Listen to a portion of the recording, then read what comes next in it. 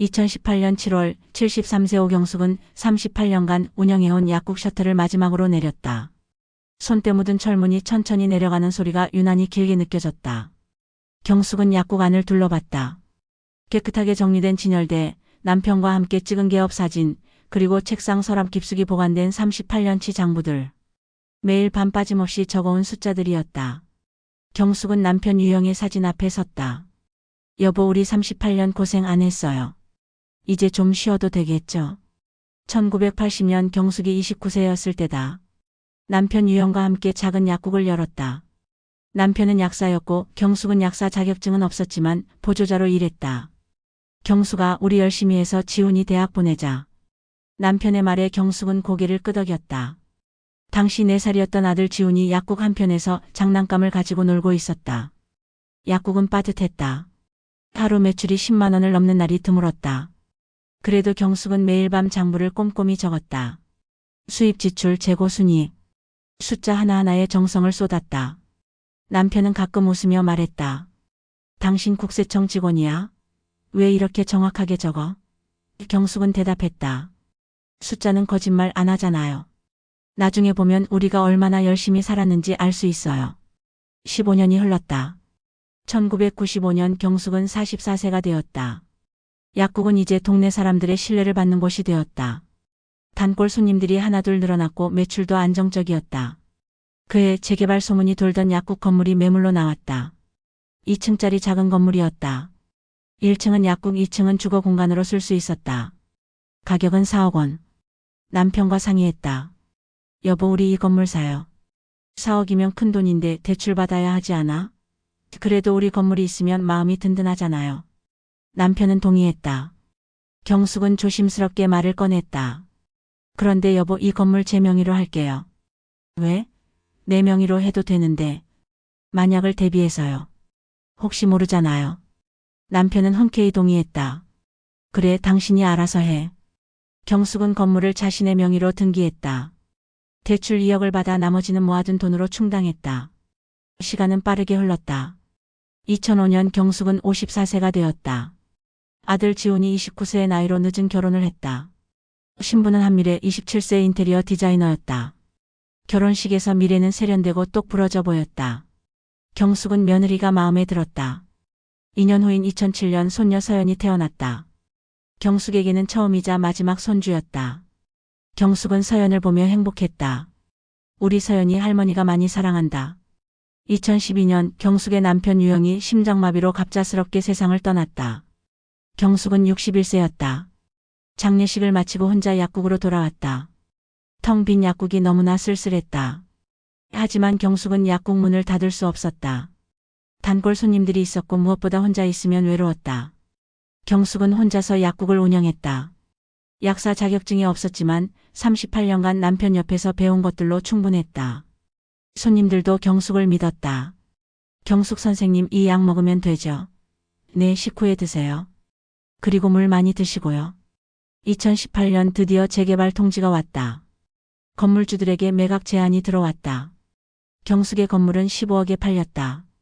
1995년에 4억 주고 산 건물이 23년 만에 거의 4배가 된 것이다. 경숙은 대출금 3억을 갚고 세금 1억을 냈다. 손에 남은 돈은 11억이었다. 경숙은 38년간 써온 장부를 정리하며 생각했다. 이 돈으로 지훈이 잘 살 수 있겠구나. 2019년 3월 아들 지훈이 찾아왔다. 엄마, 제가 사업을 하나 시작하려고 해요. 무슨 사업? 미래가 인테리어 전문가잖아요. 고급 카페를 하나 차리려고 해요. 요즘 카페가 대세래요. 얼마나 필요한데? 지훈은 머뭇거리다 말했다. 7억이요. 경숙은 깜짝 놀랐다. 7억은 큰 돈이었다. 하지만 아들의 눈빛이 진지했다. 엄마, 제가 이번에 꼭 성공할게요. 미래도 자신 있대요. 제발 한 번만 믿어주세요. 경숙은 고민했다. 밤새 잠을 이루지 못했다. 38년간 모은 돈이었다. 남편과 함께 매일 새벽부터 밤까지 일해서 모은 돈. 하지만 아들이 꿈을 가지고 있다면 도와주고 싶었다. 아들의 꿈이니까. 경숙은 지훈에게 전화했다. 지훈아, 엄마가 7억 줄게. 대신 정말 열심히 해야 한다. 엄마, 고맙습니다. 꼭 성공해서 은혜 갚을게요. 경숙은 7억을 증여했다. 증여세도 5천만 원이 나왔다. 경숙이 부담했다. 총 7억 5천만 원이 나간 것이다. 경숙의 통장에는 3억 5천만 원이 남았다. 2019년 9월 지훈과 미래는 고급 카페를 오픈했다. 인테리어에만 3억이 들어갔다. 위치도 좋았고 디자인도 세련됐다. 처음 몇 달은 손님들이 많았다. 경숙도 가끔 카페에 들렀다. 엄마 어때요? 괜찮죠? 그래 좋구나. 열심히 해라. 하지만 2020년 코로나가 터졌다. 카페는 큰 타격을 받았다. 손님이 급격히 줄었다. 지훈과 미래는 버티려고 했지만 매출은 계속 떨어졌다. 2021년 12월 결국 카페는 문을 닫았다. 설비와 인테리어를 팔아서 3억을 건졌다. 7억 중 4억이 날아간 것이다. 지훈이 경숙을 찾아왔다. 얼굴이 초췌했다. 엄마, 죄송합니다. 제가 경험이 부족했어요. 경숙은 아들을 보며 말했다. 괜찮아. 이미 지나간 일이야. 그래도 내가 도전했다는 게 중요하지. 경숙은 웃었지만 속으로는 무너지고 있었다. 4억 5천만 원. 38년 약국 인생의 절반이 사라진 것이다. 2022년부터 경숙은 혼자 사는 이룸 빌라에서 외로움을 느끼기 시작했다. 남편도 없고 약국도 없고 이제 할 일이 없었다. 경숙은 자주 아들 집을 방문했다. 지훈아, 엄마 왔다. 엄마 오셨어요? 들어오세요. 하지만 며느리 미래의 반응은 달랐다. 어머님 갑자기 오시면 곤란해요. 미리 연락 좀 주세요. 경숙은 점점 아들 집에 가기가 조심스러워졌다. 2023년 5월 경숙은 집 욕실에서 미끄러져 넘어졌다. 고관절이 골절됐다. 병원에서 수술을 받았다. 의사는 말했다.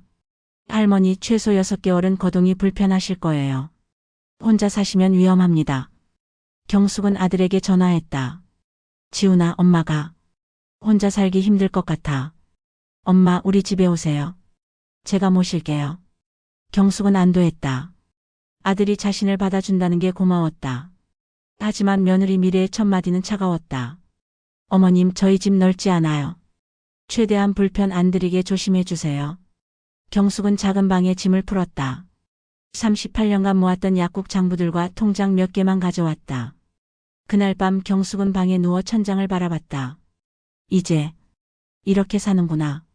38년 약국 인생의 끝. 그리고 눈치 보는 삶의 시작이었다. 경숙은 내일부터 어떻게 지내야 할지 막막했다. 하지만 한 가지는 확실했다. 자신이 가져온 통장들을 잘 지켜야 한다는 것. 경숙은 서랍 깊숙이 통장을 넣으며 다짐했다. 이건 절대 빼앗기면 안 돼. 2023년 6월 경숙은 아들 지훈의 집에서 생활을 시작했다. 32평 빌라였다. 결코 좁지 않은 공간이었지만 경숙에게 주어진 방은 가장 작은 방이었다. 서재 겸 창고로 쓰던 곳이었다. 경숙은 침대 하나, 작은 옷장 하나만 들여놓았다. 약국에서 가져온 장부들은 옷장 밑에 보관했다. 통장들은 서랍 깊숙이 넣어두었다. 첫날 밤 경숙은 새벽 5시에 눈이 떴다. 38년간 약국을 하면서 몸에 밴 습관이었다. 새벽에 일어나 가게 문을 열고 정리하고 손님을 맞이하던 시간. 하지만 이제는 약국이 없었다. 경숙은 조용히 방문을 열고 거실로 나갔다. 부엌에서 물을 마시려는데 며느리 미래가 방에서 나왔다. 어머님 무슨 일이세요? 아, 물 좀 마시려고. 어머님 새벽에 소음 좀 자제해 주세요. 저희가 잠을 못 자요. 경숙은 미안하다고 말하고 방으로 돌아갔다. 그날부터 경숙은 새벽에 눈이 떠도 방에서만 조용히 앉아 있었다. 2023년 7월 경숙은 아침을 준비하려고 부엌에 나갔다. 된장찌개, 계란 후라이, 김치. 정성스럽게 상을 차렸다. 지훈아, 미래씨 아침 드세요. 미래가 부엌으로 왔다. 상을 보더니 말했다. 어머님, 저희는 아침 안 먹어요. 다이어트 중이거든요. 그래도 아침은 먹어야지. 어머님, 굳이 이렇게 하지 않으셔도 돼요. 저희는 커피 한 잔이면 충분해요. 경숙은 혼자 아침을 먹었다. 정성껏 차린 밥상이 무색했다. 그날부터 경숙은 아침 준비를 하지 않았다. 2023년 9월 경숙은 거실에서 텔레비전을 보고 있었다. 뉴스 프로그램이었다. 볼륨은 작게 했지만 미래가 나왔다. 어머님, TV 소리 좀 줄여주세요. 재택근무 중이에요. 아, 미안해. 더 낮출게. 그리고 어머님, 낮에는 되도록 방에 계셔주세요. 제가 화상회의가 많거든요. 경숙은 텔레비전을 끄고 방으로 들어갔다. 방에서 할 수 있는 일은 별로 없었다. 옛날 약국 사진을 보거나 장부를 넘겨보는 것뿐이었다. 2023년 11월 경숙은 약국 시절 사진첩을 거실에 가져와 보고 있었다. 남편과 함께 찍은 사진, 약국 개업 사진, 단골 손님들과 찍은 사진. 추억이 담긴 사진들이었다. 미래가 지나가다 사진첩을 보았다. 어머님, 그런 옛날 사진은 방에 두세요. 인테리어랑 안 어울려요. 경숙은 사진첩을 들고 방으로 들어갔다. 38년의 기억이 인테리어와 안 어울리는 것이 되어버렸다. 경숙은 사진첩을 옷장 깊숙이 넣었다. 다시는 꺼내보지 않았다. 2024년 2월 손녀 서연이 방학을 맞아 집에 왔다. 경숙은 서연을 보자 반가웠다. 서연아, 할머니 보고 싶었어.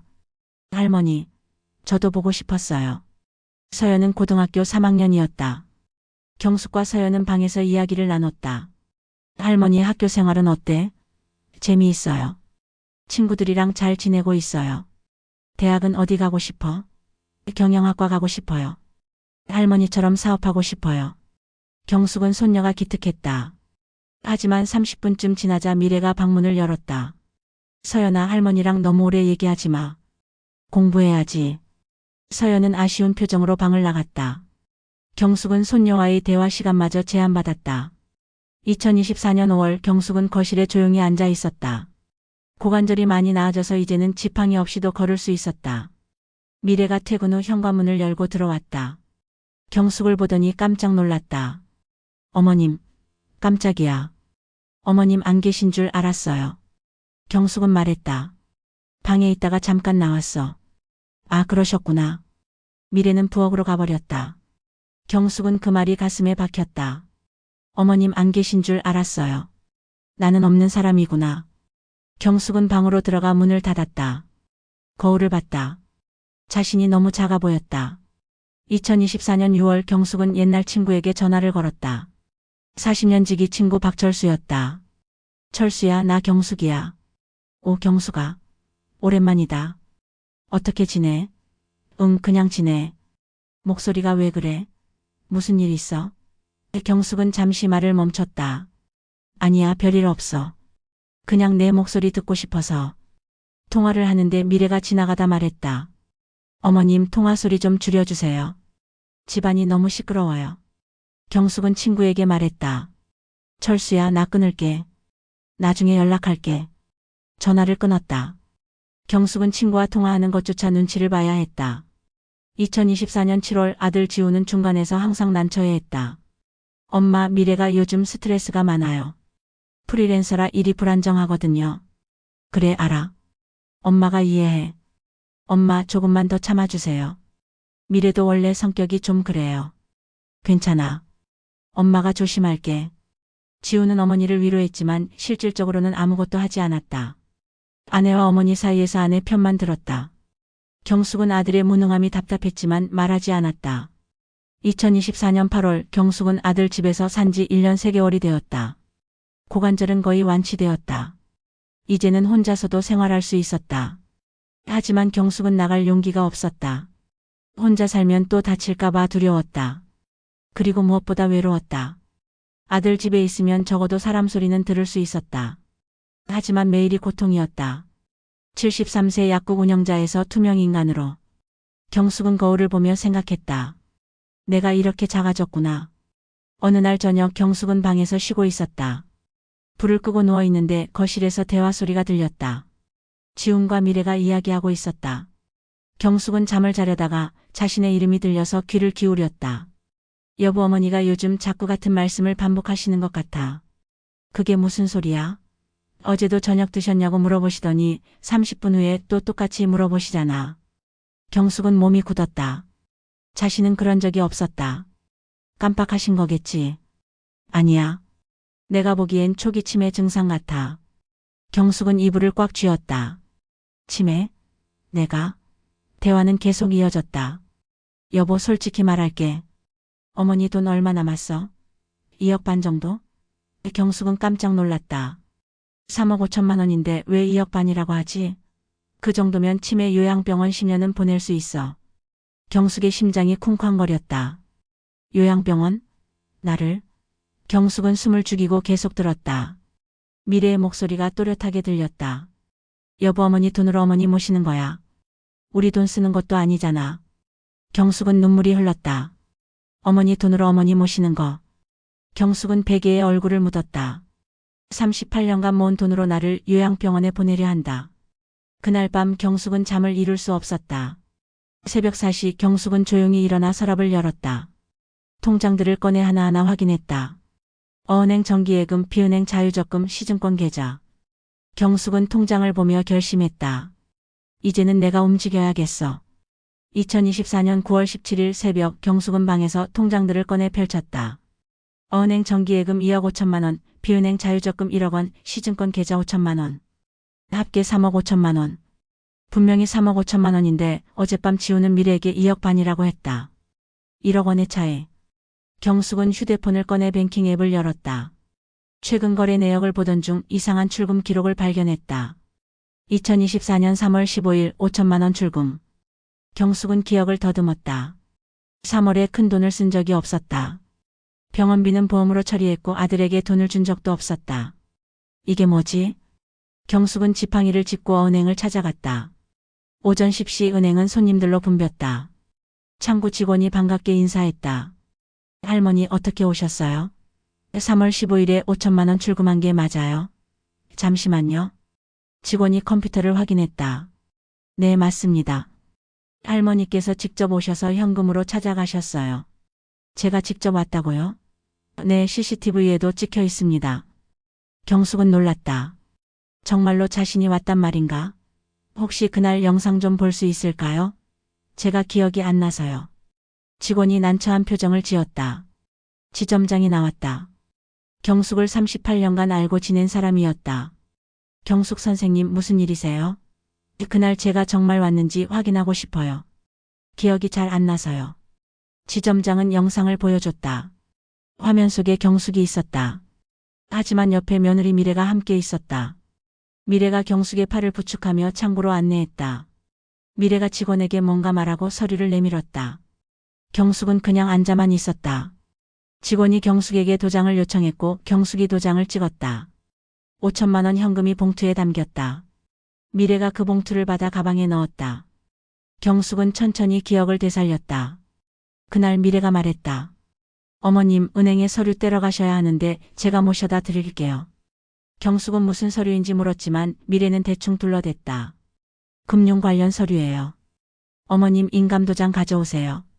경숙은 미래를 믿고 따라갔다. 하지만 5천만 원을 출금한 기억은 없었다. 제가 뭐라고 했나요? 지점장이 대답했다. 할머니께서 며느님이 서류 처리해 준다고 하셨어요. 경숙은 고개를 끄덕였다. 나를 이용한 거구나. 집에 돌아온 경숙은 40년 지기 친구 박철수에게 전화했다. 박철수는 전직 세무사였다. 철수야, 나 좀 이상한 일이 있어서. 무슨 일인데? 경숙은 모든 상황을 설명했다. 그거 심각한데? 내 인감도장은 어디 있어? 내 방 서랍에 보관하고 있는데. 지금 당장 확인해봐. 경숙은 서랍을 열었다. 인감도장이 그대로 있었다. 있어. 그럼 위임장이나 대리인 카드를 썼을 가능성이 있어. 경수가 모든 은행 거래 내역을 5년치 뽑아봐. 그리고 나한테 가져와. 2024년 9월 22일 경숙은 모든 은행을 돌며 거래 내역을 출력했다. 어은행, 비은행, 시증권 모두. 박철수의 집에서 만나 서류를 펼쳤다. 박철수가 내역을 보더니 한숨을 쉬었다. 경수가 이거 5천만 원만이 아니야. 뭐? 박철수가 형광펜으로 표시했다. 2023년 8월 12일 1천만 원 출금. 2024년 1월 25일 2천만 원 출금. 2024년 3월 15일 5천만 원 출금. 합계 8천만 원. 8천만 원이 빠져나갔어. 모두 내가 직접 간 것처럼 되어 있어. 경숙은 머리가 띵했다. 8천만 원을 내가? 며느리가 내 통장을 관리한다고 하지 않았어? 그게 고관절 다치고 나서 거동이 불편하니까 미래가 도와준다고. 바로 그거야. 경수가 이건 횡령이야. 경숙은 주저앉을 뻔했다. 7억 5천만 원을 줬는데 더 훔쳐갔다. 철수야, 내가 어떻게 해야 해? 경찰에 신고할 수도 있어. 하지만 가족 문제니까 내가 결정해야 해. 경숙은 집에 돌아와 혼자 생각했다. 경찰? 아니야. 손녀 서연에게 엄마가 전과자가 되는 모습을 보여줄 수는 없었다. 하지만 이대로 당할 수는 없었다. 경숙은 방에서 노트를 꺼내 꼼꼼히 기록하기 시작했다. 횡령 증거. 2023년 8월 12일 1천만 원. 2024년 1월 25일 2천만 원. 2024년 3월 15일 5천만 원. 합계 8천만 원. 대화 녹음. 어머니 돈으로 어머니 모시는 거. 치매 요양병원 10년은 보낼 수 있어. 현재 재산. 장부상 3억 5천만 원. 실제 잔액 2억 7천만 원. 아들이 아는 금액 2억 반. 복수 계획. 1단계 증거 수집 완료. 2단계 추가 증거 확보. 3단계 법적 자문. 4단계 실행. 약국 시절 매일 장부를 쓰던 습관. 숫자 하나하나를 정확히 기록하던 그 습관이 이제 무기가 되었다. 경숙은 노트를 보며 중얼거렸다. 38년간 장부 쓰면서 배운 게 있어. 숫자는 거짓말하지 않아. 경숙은 며칠간 모든 증거를 정리했다. 은행 거래 내역, CCTV 캡처 사진 요청, 녹음 파일. 하지만 한 가지 더 필요한 게 있었다. 미래가 자신의 서명을 위조했는지 확인해야 했다. 만약 위조 서명이 있다면 이것은 명백한 범죄였다. 2024년 10월 3일 경숙은 손녀 서연에게 조심스럽게 문자를 보냈다. 서연아, 할머니가 너 좀 만났으면 좋겠어. 엄마한테는 비밀로 해줄래? 서연에게서 답장이 왔다. 할머니, 무슨 일 있으세요? 언제 어디서 만날까요? 내일 내 학교 근처 카페에서 만나자. 점심 할머니가 살게. 경숙은 손녀를 만나기 전날 밤 어떻게 이야기를 꺼낼지 고민했다. 서연은 고등학교 3학년이었다. 아직 어렸다. 하지만 경숙에게는 서연밖에 없었다. 유일하게 자신을 사랑해주는 가족. 경숙은 결심했다. 서연에게 도움을 요청하기로. 내일 만나서 모든 것을 말하고 서연이 미래의 방에서 증거를 찾아줄 수 있는지 물어보기로. 경숙은 통장을 서랍 깊숙이 넣으며 다짐했다. 이제 가만히 있지 않을 거야. 증거를 모아서 내 권리를 찾을 거야. 2024년 10월 4일 오후 1시 경숙은 대학로 근처 조용한 카페에 도착했다. 손녀 서연이 먼저 와 있었다. 할머니. 서연이 손을 흔들었다. 경숙은 서연을 보자 눈시울이 뜨거워졌다. 우리 서연이 잘 지냈니? 네, 할머니. 그런데 무슨 일이세요? 표정이 안 좋으신 것 같아요. 경숙은 주변을 살피고 조용히 이야기를 시작했다. 서연아, 할머니가 내 부모님한테 돈을 얼마나 줬는지 아니? 글쎄요. 카페 할 때 많이 도와주신 건 알아요. 7억이야. 그리고 증여세까지 5천만 원. 총 7억 5천만 원을 줬어. 서연의 눈이 커졌다. 7억 5천만 원이요? 그렇게나 많이요? 그래. 2019년에 줬어. 근데 카페가 망해서 4억이 날아갔지. 경숙은 가방에서 은행 거래 내역을 꺼내 서연에게 보여줬다. 2023년 8월 12일 1천만 원 출금. 2024년 1월 25일 2천만 원 출금. 2024년 3월 15일 5천만 원 출금. 이거 봐. 내가 모르는 사이에 8천만 원이 더 빠져나갔어. 서연은 내역을 보더니 얼굴이 굳었다. 할머니, 이거 누가? 내 엄마야. 엄마가요? 경숙은 고개를 끄덕였다. 할머니를 은행에 데려가서 할머니가 직접 돈을 찾는 것처럼 꾸몄어. CCTV에도 찍혀 있더라. 서연은 내역서를 보며 손이 떨렸다. 할머니, 저 사실 이상한 거 봤어요. 뭘? 지난달에 집에 갔을 때요. 엄마가 할머니 방에 들어가는 걸 봤어요. 할머니 안 계실 때요. 뭐? 그리고 서랍을 뒤지는 것 같았어요. 제가 엄마 뭐해? 하고 물어봤더니 깜짝 놀라면서 할머니 약 찾는다고 하셨어요. 경숙은 고개를 끄덕였다. 그때 내 통장이랑 도장을 본 거야. 경숙은 서연의 손을 잡았다. 서연아, 할머니가 내게 부탁이 있어. 말씀하세요, 할머니.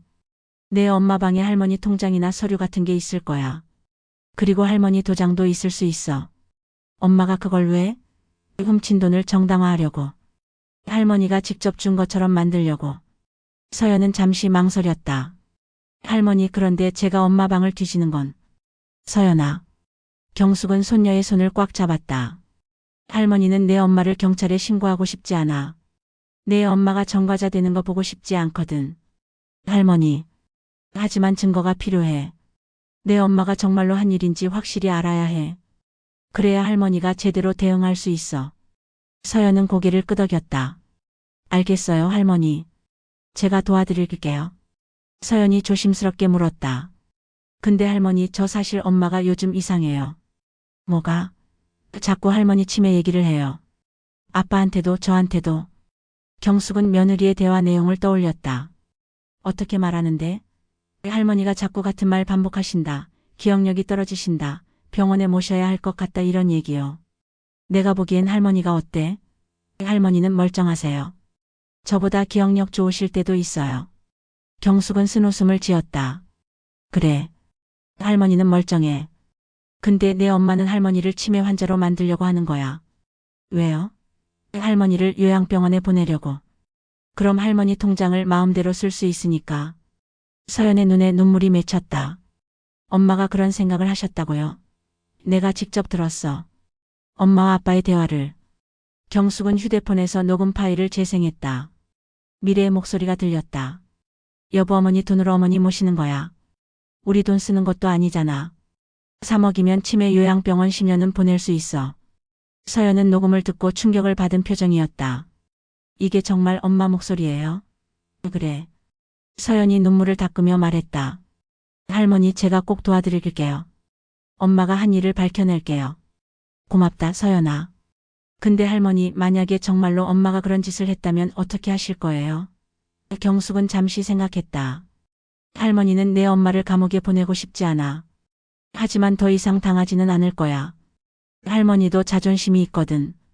일주일 후인 10월 10일 밤 서연이 할머니 방에 몰래 찾아왔다. 할머니, 이거. 서연이 건넨 것은 휴대폰 사진들이었다. 경숙은 사진을 확대해서 봤다. 첫 번째 사진, 경숙명의 어은행 통장 사본. 며느리 방 서랍에 보관되어 있었다. 두 번째 사진, 인감도장. 경숙의 인감도장과 똑같이 생긴 것이었다. 복제품이었다. 며느리 화장대 서랍 깊숙이 숨겨져 있었다. 세 번째 사진, 위임장. 오경숙이라는 서명이 있었다. 하지만 경숙의 필체가 아니었다. 명백한 위조였다. 이거 어디서 찾았어? 엄마 화장대 맨 밑 서랍이요. 자물쇠가 있었는데 제가 열쇠 찾아서 열었어요. 고생했다, 우리 서연이. 서연이 울먹였다. 할머니, 정말 엄마가 이런 짓을 했어요. 제가 직접 보고도 믿기지 않아요. 경숙은 손녀를 안아줬다. 괜찮아. 내 잘못이 아니야. 경숙은 친구 박철수에게 사진을 전송했다. 곧 전화가 왔다. 경숙아, 이거 명백한 증거야. 위조 서명에 인감도장 복제까지. 이제 어떻게 하면 돼? 변호사 만나봐. 내가 아는 사람 소개해줄게. 그리고 경숙아. 응. 이거 진행하면 가족관계는 회복하기 힘들어. 정말로 끝까지 갈 거야? 경숙은 창밖을 바라보며 대답했다. 철수야, 나를 치매 환자로 만들어서 요양병원에 보내려는 순간 이미 가족은 끝난 거야. 알았어. 내일 변호사 만나자. 2024년 10월 15일 경숙과 박철수는 법률사무소를 찾았다. 40대 여성 변호사가 맞이했다. 경숙은 준비해온 서류들을 책상 위에 펼쳤다.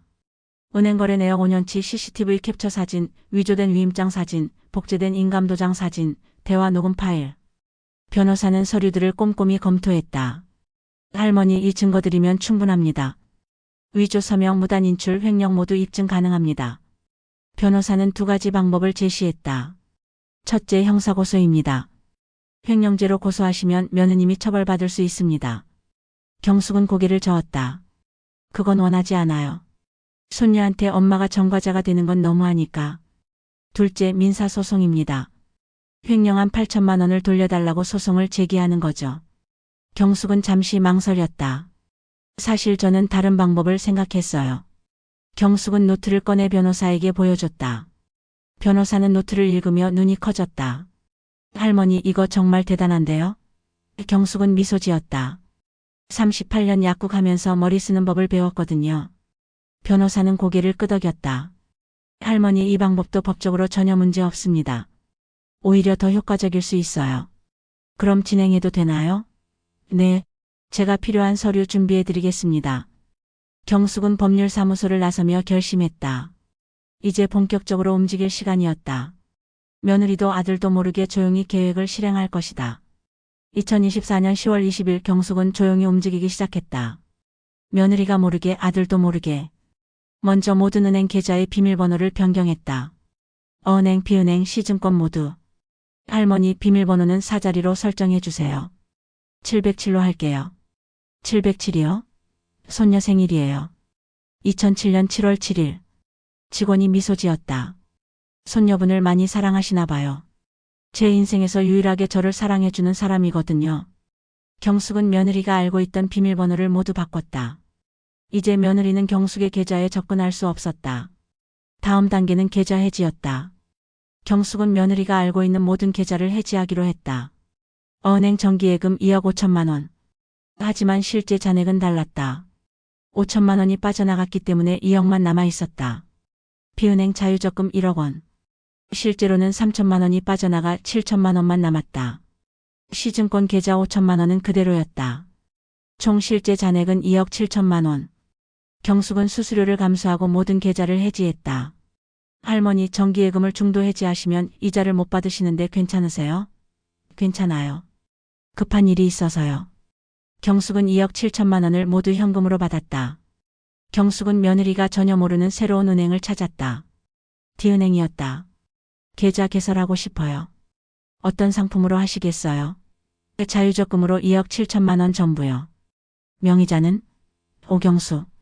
그리고 수익자는 손녀 오서연으로 지정하고 싶어요. 수익자 지정이요? 네. 제가 사망하면 자동으로 손녀한테 가게 해주세요. 직원은 서류를 준비했다. 경숙은 신중하게 서명했다. 이제 이 돈은 며느리가 절대 찾을 수 없었다. 은행도 모르고 계좌번호도 모르고 비밀번호도 모른다. 경숙은 새 통장을 가방 깊숙이 넣었다. 2024년 10월 22일 경숙은 변호사 사무실에서 유언장을 작성했다. 유언자 오경수. 본인은 정신이 온전한 상태에서 다음과 같이 유언합니다. 본인의 전 재산 D은행 계좌 2억 7천만 원 및 기타 모든 재산은 손녀 오서연에게 전부 상속한다. 아들 오지훈에게는 유류분을 인정하지 않는다. 이유는 2019년 이미 7억 5천만 원을 증여하였음. 며느리 한미래에게는 어떠한 재산도 상속하지 않는다. 이유는 2023년부터 2024년까지 본인 동의 없이 8천만 원을 횡령하였음. 변호사가 공증 도장을 찍었다. 할머니 이제 법적 효력이 있습니다. 고맙습니다. 그런데 할머니 정말 아드님한테는 한 푼도 안 주시는 거예요? 이미 7억 5천만 원을 줬어요. 그걸로 충분하죠. 변호사는 고개를 끄덕였다. 경숙은 유언장 사본을 봉투에 넣어 가방에 보관했다. 경숙은 친구 박철수와 조용한 찻집에서 만났다. 철수야, 사실 나한테 비밀이 하나 더 있어. 뭔데? 경숙은 또 다른 통장을 꺼냈다. 이게 뭐야? 비상금이야. 박철수는 통장을 보고 깜짝 놀랐다. 2억 1천만 원? 38년 동안 약국하면서 조금씩 모았어. 남편분은 아셨어? 몰랐어. 아들도 몰라. 어떻게 모은 거야? 매달 장부를 쓸 때 수입을 조금씩 빼돌렸어. 남편이 모르게. 경숙은 옛날을 회상했다. 1980년부터 2018년까지 38년. 매달 평균 45만 원씩 빼돌렸어. 45만 원씩 38년이면 약 2억 5백만 원. 여기다 이자까지 붙어서 지금 2억 1천만 원이야.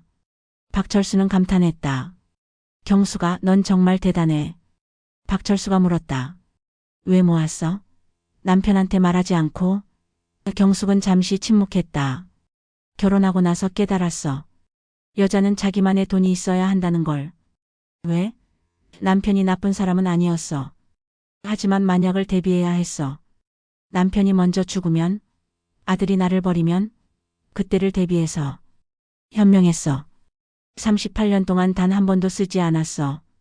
이 돈은 내가 진짜 위험할 때만 쓰려고 모았어. 그리고 지금이 그때구나. 그래. 박철수가 계산기를 두드렸다. 그럼 경수가 내 실제 재산은 약국 건물 매각 후 순수익 11억. 아들 증여 7억 5천만 원. 횡령 당한 8천만 원. 장부상 잔액 2억 7천만 원. 비밀 비상금 2억 1천만 원. 총 실제 재산 4억 8천만 원. 며느리는 내가 2억 반밖에 없는 줄 알고 아들은 2억 반인 줄 알고 있는데 실제로는 거의 5억이 되는구나. 그래. 숫자는 거짓말 안 하지만 사람은 거짓말할 수 있거든. 박철수가 웃었다. 경수가 넌 진짜 바보가 아니야. 바보는 살아남는 법을 알아. 항상 플랜 B를 가지고 있거든. 경숙은 집에 돌아와 방에서 혼자 생각했다. 이제 준비는 끝났다. 며느리도 아들도 모르는 새 계좌 2억 7천만 원.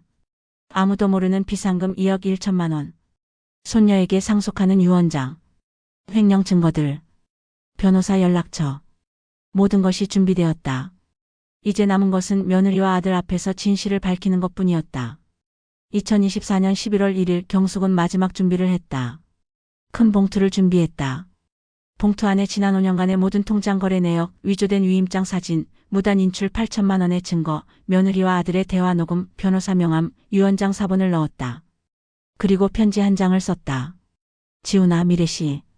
이 편지를 읽을 때쯤이면 모든 것을 알게 될 거야. 나는 38년 동안 약국을 하면서 배운 게 있어. 숫자는 절대 거짓말하지 않는다는 거. 그리고 증거는 반드시 남는다는 거. 나를 치매 환자로 만들어서 요양병원에 보내려던 계획, 내 돈으로 나를 처리하려던 계획 모두 알고 있어. 이제 나는 내 인생을 살 거야. 73년 동안 남편 위에 아들 위에 살았으니까. 엄마 오경숙. 경숙은 봉투를 서랍에 넣고 잠갔다. 11월 5일 가족회의를 소집할 것이다. 그날 모든 진실을 밝힐 것이다. 경숙은 거울을 보며 중얼거렸다. 38년 약국 할머니를 만만하게 본 게 실수야. 이제 내가 누군지 보여줄 거야. 경숙은 방문을 열고 거실로 나갔다. 며느리와 아들이 저녁을 먹고 있었다. 경숙은 조용히 말했다. 지훈아, 미래씨. 11월 5일 저녁에 가족회의를 하자. 서연이도 불러. 엄마, 무슨 일이세요? 그날 알게 될 거야. 중요한 이야기니까 꼭 시간 비워둬. 경숙은 다시 방으로 들어갔다. 이제 4일 남았다. 4일 후면 모든 것이 드러날 것이다. 2024년 11월 5일 저녁 7시 경숙은 거실 테이블에 큰 봉투를 올려놓았다. 지훈과 미래가 저녁 식사를 마치고 소파에 앉았다. 손녀 서연도 옆에 앉았다. 엄마, 무슨 일이세요? 목소리가 평소와 다르신데. 앉아봐. 중요한 이야기야. 경숙은 차분하지만 단호한 목소리로 말했다. 미래의 얼굴이 미세하게 굳었다. 뭔가 느낀 듯했다. 이게 뭐예요, 어머님? 열어봐. 지훈이 봉투를 열었다. 첫 번째 서류는 은행 거래 내역이었다. 2023년 8월 12일 1천만 원 출금. 2024년 1월 25일 2천만 원 출금. 2024년 3월 15일 5천만 원 출금. 합계 8천만 원. 지훈이 서류를 보며 물었다. 엄마, 이게 뭐예요? 내 통장에서 빠져나간 돈이야. 내가 인출한 적 없는 돈. 미래가 끼어들었다. 어머님, 그건 어머님이 직접 은행 가셔서. 내가? 경숙은 두 번째 서류를 꺼냈다. CCTV 캡처 사진 3장. 2023년 8월 12일 경숙과 미래가 B은행에 함께 들어가는 모습. 2024년 1월 25일 어은행 창구에서 미래가 직원에게 서류를 건네는 모습. 2024년 3월 15일 미래가 현금 봉투를 가방에 넣는 모습. 지훈이 사진을 보고 아내를 쳐다봤다. 미래야, 이게 뭐야? 미래는 말문이 막혔다. 여보, 그게. 경숙은 계속했다. 미래씨, 당신은 나를 은행에 데려가서 내가 직접 돈을 찾는 것처럼 꾸몄어. 하지만 사실은 당신이 서류를 조작해서 내 돈을 훔쳐간 거지. 경숙은 세 번째 서류를 꺼냈다. 위조된 위임장 사진. 이것 좀 봐.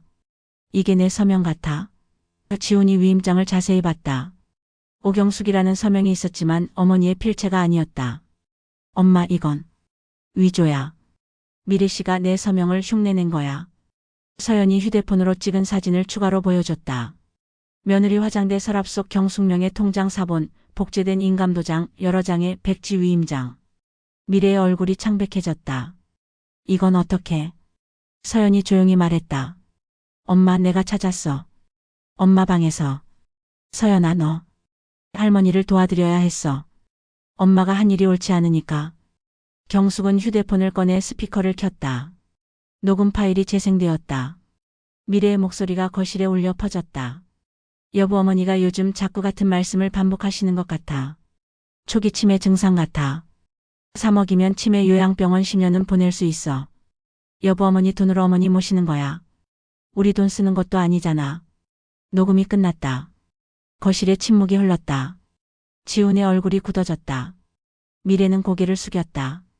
서연은 눈물을 흘리고 있었다. 경숙은 차분하지만 단호하게 말했다. 미래 씨, 당신은 나한테서 8천만 원을 훔쳤어. 내 서명을 위조하고 도장을 복제하고 나를 이용해서. 미래가 울기 시작했다. 어머님 죄송합니다. 저희가 카페 망하고 빚이 너무 많아서 정신이 없었어요. 빚이 얼마인데? 2억. 아직 2억이 남았어요. 경숙은 한숨을 쉬었다. 2억 때문에 나한테서 8천만 원을 훔치고 나를 치매 환자로 만들려고 했어. 어머님. 그리고 내 돈으로 나를 요양병원에 보내려고 했지. 미래는 대답할 수 없었다. 지훈이 무릎을 꿇었다. 엄마 제가 못났습니다. 제가 아내를 제대로 못 봤습니다. 용서해 주세요. 지훈아 일어나. 경숙은 아들을 일으켰다. 엄마는 너를 용서해. 내가 직접 한 일은 아니니까. 엄마. 하지만 경숙은 며느리를 똑바로 쳐다봤다. 미래 씨 나는 이 증거들 들고 경찰서 가면 당신을 횡령죄로 고소할 수 있어. 미래의 얼굴이 하얗게 질렸다. 어머님 제발. 하지만 나는 그러고 싶지 않아. 서연이 때문에. 경숙은 손녀를 바라봤다. 서연이한테 엄마가 전과자가 되는 모습을 보여주고 싶지 않아. 할머니. 그래서 조건을 제시할게. 조건이요? 8천만 원 돌려줘. 1년 반 안에. 1년 반. 그럼 고소 안 할게. 하지만 1원이라도 덜 갚으면 그때는 경찰에 신고한다. 미래가 눈물로 고개를 끄덕였다. 감사합니다, 어머님. 꼭꼭 갚겠습니다. 그리고 둘째 조건. 네? 나는 이 집에서 나갈 거야. 지훈이 놀라며 말했다. 엄마 어디 가시려고요? 그건 나중에 얘기하마. 일단 이번 주 안으로 내 짐 쌀 테니까. 엄마 안 돼요. 혼자 사시면. 지훈아. 경숙은 아들을 보며 말했다. 엄마는 이제 눈치 안 보고 살고 싶어. 여기서는 숨도 제대로 못 쉬겠더라. 엄마. 그리고 엄마한테는 살 곳이 있어. 경숙은 새 봉투를 꺼냈다. 그리고 너희가 알아야 할 게 하나 더 있어. 뭔데요? 이건 유언장이야. 변호사 공증 받았어. 지훈이 유언장을 펼쳤다. 전 재산은 손녀 오서연에게 상속. 아들 오지훈은 유류분 제외 이미 7억 5천만 원 증여함. 며느리 한미래는 상속 제외 횡령 사유. 지훈의 손이 떨렸다. 엄마 이게 무슨. 내 재산은 서연이가 받는다. 엄마 저는요? 저는 아들인데. 지훈아 너한테 이미 7억 5천만 원을 줬어. 그거면 충분하지 않아? 하지만 그건 다 날아갔잖아요. 그게 내 책임이야. 내가 사업 실패한 건 내 책임이지. 미래가 벌떡 일어났다. 어머님, 그게 무슨 말씀이세요? 아들이 있는데 손녀한테 다 준다고요? 왜 안 돼? 경숙은 차분하게 말했다. 내 돈인데 내가 누구 줄지 결정하는 거 아니야? 하지만 미래 씨 당신은 이미 내 돈에서 8천만 원 가져갔잖아. 그것도 모자라. 미래는 할 말이 없었다. 서연이 눈물을 닦으며 물었다. 할머니 그럼 할머니는 어떻게 사세요? 재산을 다 저한테 주시면. 경숙은 미소 지었다. 서연아 걱정 마. 할머니한테는. 경숙은 또 다른 통장을 꺼냈다. 이게 있거든. 그게 뭐예요? 38년 동안 약국하면서 따로 모은 비상금이야. 너희 아빠도 모르는 돈. 지훈이 통장을 보고 놀랐다. 이게 얼마예요? 2억 1천만 원. 2억. 모두가 충격을 받았다. 아빠 몰래 조금씩 모았어. 만약을 대비해서. 경숙은 아들을 보며 말했다. 지훈아 엄마가 바보 같아 보였지? 평생 약국에서 남편 뒤나 봐주고 너한테 7억 5천만 원이나 주고. 엄마. 근데 바보는 살아남는 법을 알아. 항상 플랜 B를 가지고 있거든. 경숙은 가족들을 둘러보며 말했다. 이 2억 1천만 원으로 할머니는 작은 아파트 하나 살 거야. 그리고 남은 돈으로 조용히 살 거야. 경숙은 일어서며 마지막으로 말했다. 사람은 숫자로 속일 수 없어. 38년 동안 장부 쓰면서 배운 게 있거든. 숫자는 절대 거짓말하지 않아. 경숙은 방으로 들어가며 덧붙였다. 나를 치매 환자로 만들려던 순간 우린 이미 남이 됐어. 이제 각자 살 길을 찾는 거야. 그날 밤 경숙은 짐을 싸기 시작했다. 2024년 11월 10일 경숙은 조용히 짐을 쌌다. 38년간 모았던 약국 장부들, 남편과 함께 찍은 사진들, 그리고 가장 소중한 통장 2권. D은행 계좌 2억 7천만 원, 비상금 통장 2억 1천만 원. 서연이 방에 들어왔다. 할머니 정말 가시는 거예요? 그래. 저도 할머니랑 같이 살면 안 돼요? 경숙은 손녀를 보며 물었다. 정말? 네. 저 부모님이랑 같이 있기 싫어요. 엄마는 할머니한테 그렇게 하고도 저는 못 봐주겠어요. 서연아, 내가 정말 할머니랑 살고 싶어. 네, 제발요 할머니. 그럼 우리 같이 살자. 정말요? 응. 할머니도 혼자는 외로울 것 같아. 우리 둘이 의지하면서 살면 되잖아. 서연이 할머니를 껴안았다. 할머니 사랑해요. 2024년 11월 15일 경숙은 비상금 2억 1천만 원 중 1억 8천만 원으로 작은 아파트를 샀다. 25평 역세권 깨끗한 신축이었다. 방 2개, 거실, 주방. 안방은 경숙이, 작은 방은 서연이 쓰기로 했다. 할머니 여기 너무 좋아요. 그치? 할머니가 발품 팔아서 찾은 거야. 경숙은 창밖을 바라봤다. 햇살이 밝았다. 서연아, 우리 여기서 행복하게 살아요. 네 할머니. 경숙과 서연은 함께 짐을 풀었다. 경숙은 안방의 약국 장부들을 정리했다. 38년의 기록이었다. 서연은 작은 방에 책상과 침대를 배치했다. 할머니, 제 방 예쁘죠? 그래, 예쁘다. 두 사람은 거실에 앉아 저녁을 먹었다. 경숙이 정성껏 차린 된장찌개와 반찬들이었다. 할머니, 이 된장찌개 정말 맛있어요. 그치? 38년 노하우거든. 서연이 웃으며 밥을 먹었다. 경숙은 행복했다. 더 이상 눈치 볼 사람이 없었다.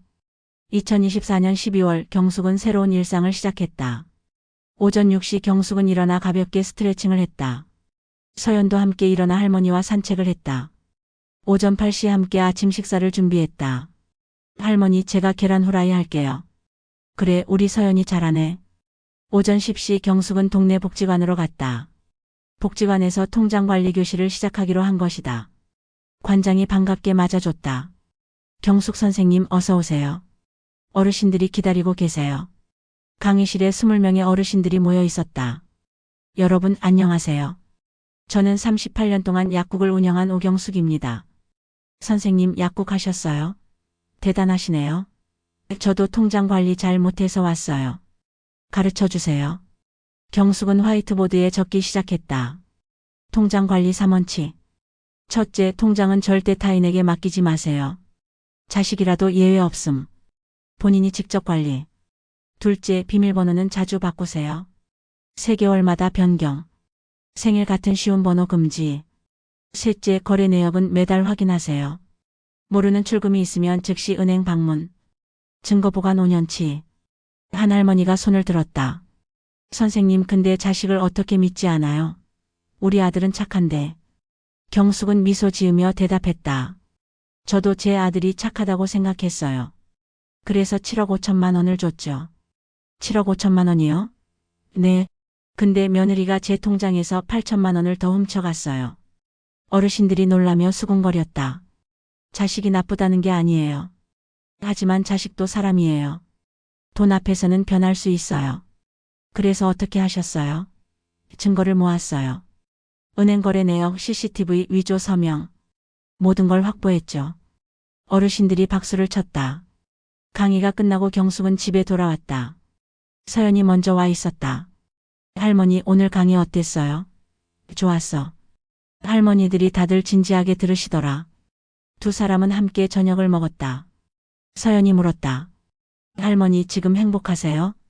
경숙은 손녀를 보며 웃었다. 응. 행복해. 정말요? 그럼. 내가 옆에 있잖아. 그리고 할머니는 이제 내 인생을 사는 거야. 73년 동안 남편 위해 아들 위해 살았으니까. 이제는 나를 위해 사는 거지. 할머니 멋있어요. 서연아, 너도 나중에 기억해. 희생이 미덕이 아니야. 자기 자신을 지키는 게 진짜 미덕이야. 네 할머니. 2025년 1월 아들 지훈이 새 집을 찾아왔다. 엄마 잘 지내세요? 그래, 잘 지내. 집이 아늑하네요. 그치? 할머니가 직접 골랐어. 서연이 인사했다. 아빠. 서연아, 너 여기서 편하니? 네, 정말 행복해요. 지훈은 씁쓸하게 웃었다. 엄마 죄송해요. 제가 정말. 됐어, 지훈아. 이미 지나간 일이야. 미래가 8천만 원 갚겠다고 하는데 1년 반은 좀 빠듯할 것 같아요. 경숙은 고개를 끄덕였다. 그럼 2년 줄게. 대신 확실히 갚아. 한 푼이라도 빠지면 경찰 간다. 네, 엄마. 꼭 갚을게요. 지훈이 돌아가려다 말고 물었다. 엄마 후회 안 하세요? 뭘? 저한테 7억 5천만 원 주신 거요.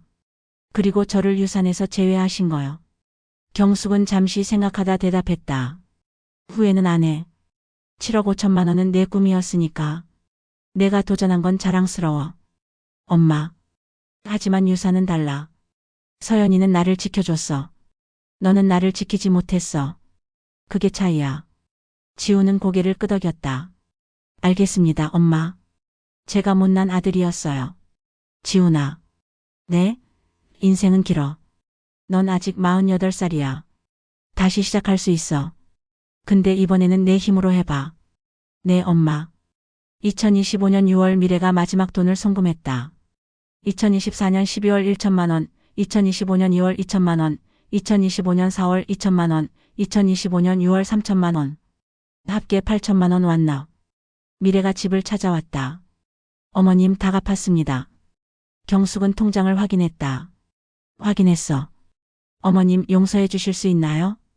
경숙은 잠시 침묵했다가 대답했다. 용서는 시간이 필요해요. 하지만 이제 당신 빚은 없으니까 떳떳하게 사세요. 감사합니다, 어머님. 그리고 미래 씨. 네? 다음부터는 남의 돈에 손대지 마세요. 그게 사람 사는 거예요. 미래는 고개를 숙였다. 명심하겠습니다. 그날 저녁 복지관에서 6개월간 진행한 통장관리 교실의 마지막 날이었다. 여러분, 오늘이 마지막 수업입니다. A 선생님, 더 하셔야죠. 경숙은 마이크를 잡고 천천히 말했다. 여러분, 나이 들어서도 배울 게 있어요. 바로 나를 지키는 법입니다. 자식이 효도 안 하면 서운하죠. 하지만 그보다 더 중요한 건 내가 나를 버리지 않는 거예요. 통장은 내가 관리하고 증거는 내가 보관하고 내 인생은 내가 결정하세요. 73년 살고 나서야 깨달았어요. 희생보다 중요한 건 자존감이에요. 어르신들이 기립박수를 쳤다.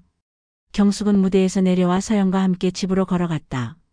할머니, 오늘 말씀 정말 멋있었어요. 그치? 할머니도 이제 좀 당당해진 것 같아. 두 사람은 손을 잡고 석양을 바라보며 걸었다. 73세 할머니의 새로운 인생. 통장 하나로 시작된 작은 혁명. 그리고 손녀와 함께하는 자유로운 삶. 경숙은 하늘을 보며 중얼거렸다. 여보 잘 보고 계시죠? 제가 잘 살고 있어요. 2025년 7월 경숙은 복지관에서 새로운 강의를 시작했다. 제목은 여성의 경제 독립이었다. 30명의 어르신들이 강의실에 모였다. 여러분, 오늘은 특별한 이야기를 하려고 합니다. 바로 비상금에 관한 이야기입니다. 어르신들이 귀를 기울였다. 저는 38년 동안 약국을 하면서 비밀 비상금을 모았습니다. 남편도 모르게 아들도 모르게요. 얼마나 모으셨어요? 2억 1천만 원입니다. 어르신들이 놀라며 박수를 쳤다. 어떻게 모으셨어요? 매달 장부를 쓸 때 수입을 조금씩 빼돌렸어요. 평균 45만 원씩 38년 동안요. 남편분은 몰랐어요? 몰랐어요. 38년 동안 단 한 번도 쓰지 않았어요. 진짜 위험할 때만 쓰려고 모았거든요. 그게 언제였어요? 며느리가 제 돈 8천만 원을 훔치고 저를 치매 환자로 만들어 요양병원에 보내려고 했을 때요. 한 할머니가 손을 들었다. 선생님, 근데 가족한테 비밀로 돈 모으는 게 옳은 건가요? 경숙은 진지하게 대답했다. 여자는 자기만의 돈이 있어야 합니다. 그게 자유거든요.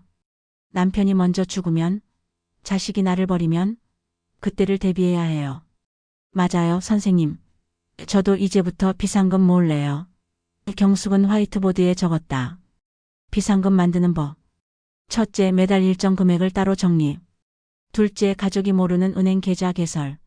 셋째, 절대 함부로 쓰지 말 것. 넷째, 진짜 위험할 때만 사용. 어르신들이 열심히 메모했다. 선생님 덕분에 용기가 생겼어요. 저도 이제 당당하게 살 거예요. 경숙은 뿌듯했다. 자신의 경험이 다른 어르신들에게 힘이 되고 있었다.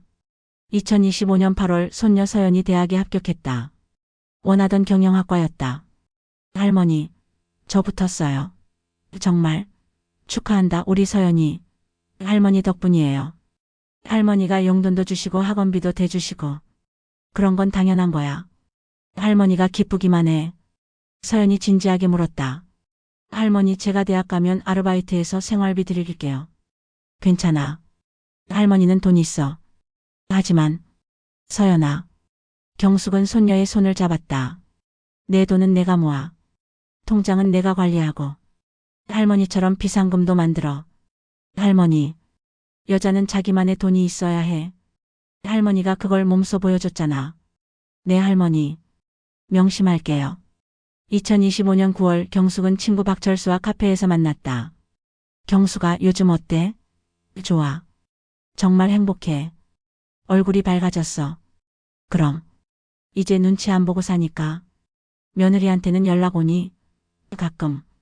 8천만 원 다 갚았으니까 이제 떳떳하게 지내는 것 같아. 용서는 했어? 시간이 필요해. 하지만 미워하지는 않아. 박철수가 웃었다. 경수가, 넌 정말 대단해. 73세의 새로운 인생을 시작하다니. 철수야, 나이는 숫자에 불과해. 중요한 건 내가 어떻게 사느냐지. 맞아. 그리고 철수야, 고마워. 내가 없었으면 못했을 거야. 뭘? 친구 좋다는 게 그거지. 2025년 10월 복지관에서 경숙의 특강이 열렸다. 제목은 73세 나를 지키는 법이었다. 50명의 어르신들이 모였다. 경숙은 무대에 섰다. 여러분, 저는 73세입니다. 38년 동안 약국을 운영했고 남편을 먼저 보냈고 아들에게 7억 5천만 원을 줬고 며느리한테 8천만 원을 도둑 맞았습니다. 어르신들이 경청했다. 하지만 저는 무너지지 않았습니다. 왜냐하면 제게는 플랜 B가 있었거든요. 플랜 B가 뭐예요? 비상금 2억 1천만 원입니다. 38년 동안 아무도 모르게 모은 돈이에요. 어르신들이 박수를 쳤다. 이 비상금 덕분에 저는 새로운 삶을 시작할 수 있었습니다. 손녀와 함께 살고 복지관에서 강의하고 제가 하고 싶은 대로 살고 있어요. 경숙은 계속 말했다. 여러분 기억하세요. 희생이 미덕이 아닙니다. 평생 남편 위에 자식 위에 살다가 결국 버림받는 건 억울한 일이에요. 맞아요. 자기 자신을 지키는 게 진짜 미덕입니다. 통장은 본인이 관리하고 비상금은 꼭 만들고 증거는 반드시 보관하세요. 선생님, 그런데 가족과의 관계는 어떻게 해요? 가족이라고 해서 무조건 참는 건 아닙니다. 선을 넘으면 단호하게 대응해야 해요. 그래야 진짜 어른으로 인정받습니다. 어르신들이 기립박수를 쳤다. 경숙은 무대에서 내려오며 뿌듯했다. 자신의 이야기가 누군가에게 용기가 되고 있었다. 2025년 11월 경숙과 서연은 공원을 산책하고 있었다. 단풍이 아름다웠다. 할머니, 저 대학 가면 경영학 열심히 공부해서 할머니처럼 될 거예요. 할머니처럼? 네. 똑똑하고 당당하게 사는 사람이요.